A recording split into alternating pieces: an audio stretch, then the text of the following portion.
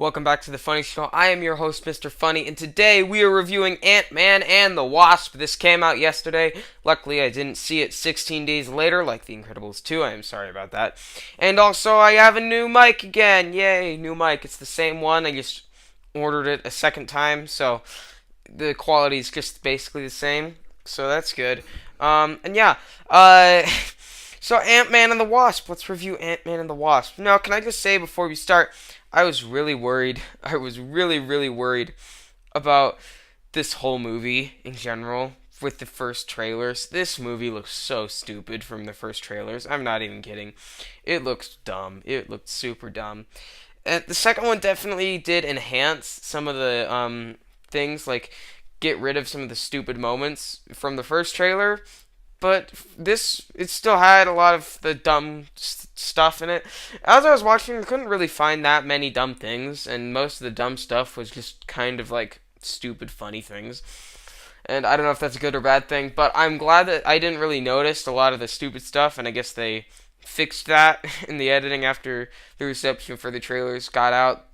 But I did notice that some of the stuff, the stupid stuff that they had, is gone. So that's good. You go low, I'll go high. I have wings. Why would I go low? So I'm glad that they got rid of a lot of that. And this movie, the other worries that I had with this, with the trailers that the movie's shown was that it looks like the most standard superhero movie of like in a long time that I've seen. I'm not kidding. This movie looks so generic in the trailers. And that genericness, is that a word, genericness? That kind of follows the movie. That's definitely a downside that this movie has, is that definitely follows it. And it is kind of a bad thing, but honestly, it's not that bad, honestly, because, like, the movie has definitely some upsides. That's not a thing. I don't know why I say that, upsides. It has some strong points in it. The powers that Ant-Man and the Wasp have add for some really unique fight scenes where like they're going all over the place, and that is a good thing. That's definitely a good thing. They're going all over the place and they're shrinking and then going back and then going to normal size. It's just crazy. I know I'm explaining it really badly, but it's really good. It's really good. Trust me on that. The fight scenes, definitely a highlight. There's definitely a highlight for me, and that's a good thing, because in a superhero movie, that's kind of one of the biggest draws that people go to see these movies for. So it's good that it's got good action and good fight scenes.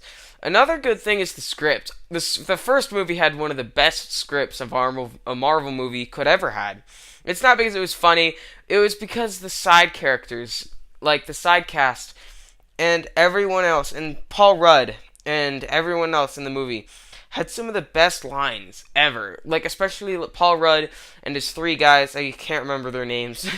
His three friends. They had some of the best line delivery of the whole movie. And that definitely is something that happens in this movie as well. It's definitely a high note. It's a good thing that they have this. They have this great script, great chemistry between all the characters.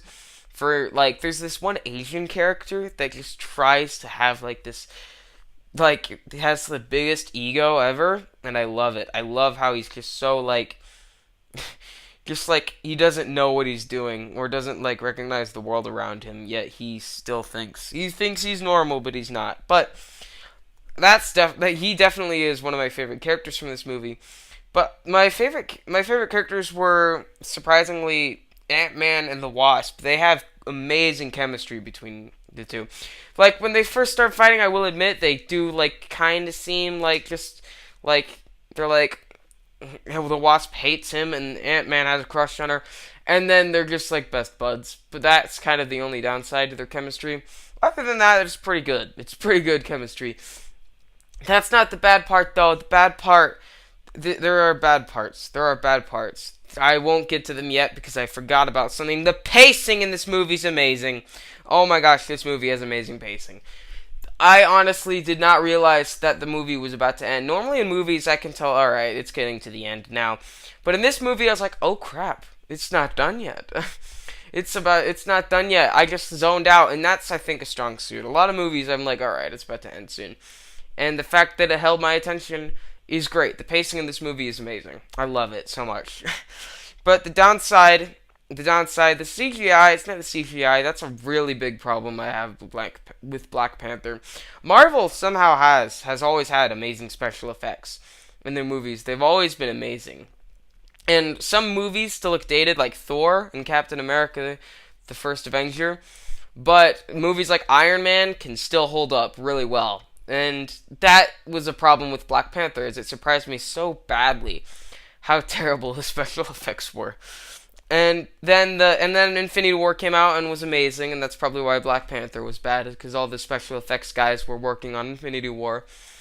And Ant-Man and the Wasp is not Black Panther bad, but it's not Avengers good. I'll say that. And that's not really a fair comparison, but that's just something I wanted to point out. It doesn't look amazing. Sometimes I'm like, okay, yeah, that looks like CGI. But most of the time I was like, okay, I didn't notice it. So that's good. It looks natural. They never moved so smooth, and like never had any like, I don't know. They didn't move. They normally moved like people when the CGI was active. The other thing, but the downside is the villain. Holy crap, is she boring? Is she boring? She's kind of creepy, actually. Her personalities were kind of creepy when we first really get to see what she's about. But that's basically it. All she wants is, she has a backstory. I feel for her. Great, cool. But I'm kind of sick of that at this point. I'm really sick of it. I recently watched a review of Wolfenstein 2, the New Colossus, for the Nintendo Switch. I know it's on different consoles, and I know this sounds kind of weird that I'm going to a video game, but listen to me here. Wolfenstein 2, the New Colossus, or whatever it is. I think it's the New Colossus. I can't remember. The second one. They said that the villain was so good in that game. Everyone loves the villain in that game. And that she knows that she's evil, and she just gets enjoyment out of torturing people. Kind of like Thanos, but not really, because, yeah, it makes sense. But, the villain is so generic and boring, and I could tell that she was going to be generic and boring from the first trailer. So, it's fine. It's kind of just like something Marvel fans are used to, or people that go and see Marvel movies. That's basically something that people are used to at this point. So it doesn't bug me, but it's still a downside of the movie and still a fault to the movie. Overall, though, this movie it's good. If you want to see it with your family, or like take your like kids or something to see it, they'll definitely enjoy it, and I think you will enjoy it too if you're like an adult, because Ant-Man is just trying to be a good father and also balance being a superhero. And that, I think, is something that a lot of people can relate to, honestly. Not just with kids, but other things, maybe other things. They have other things to do, and yet they still also have normal activities that they need to take care of. And I think that's a good thing. So, with that said, I'm gonna give Ant-Man and the Wasp a B+.